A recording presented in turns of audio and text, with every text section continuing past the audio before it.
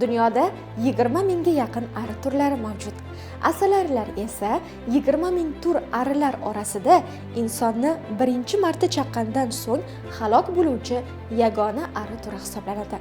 Shuningdek, asalarilar inson tomonidan iste'mol qilinadigan mahsulot, asal tayyorlovchi yakka hasharot turidir. Boshqa hech qaysi hasharot inson tomonidan iste'molga yaroqli mahsulot tayyorlamaydi. Ular fan uchun ulkan sir deb ham ta'riflanadi. Chunki asalarilar 20 million yildan beri mavjud va shu vaqt davomida umuman o'zgarmagan jonzotdir. Bu muddat davomida dunyodagi deyarli barcha mavjudotlar ma'lum darajada o'zgargan. Asalarilar onglilik darajasi bo'yicha dunyodagi barcha mavjudotlar ichida ikkinchi o'rinda turadi. Birinchi o'rinda esa siz va biz, ya'ni inson turadi.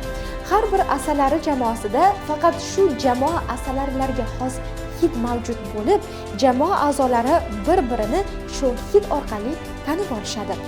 Asalarilar bir-biriga qayerda gulzorlar mavjud ekanligini raqs tushishi orqali tushuntiradi. Ular gulzorlarni aniqlaganda iniga qaytib, o'zining turli harakatlari bilan gulzor aynan qayerda, qancha uzoqlikda ekanligini boshqalarga tushuntirishadi.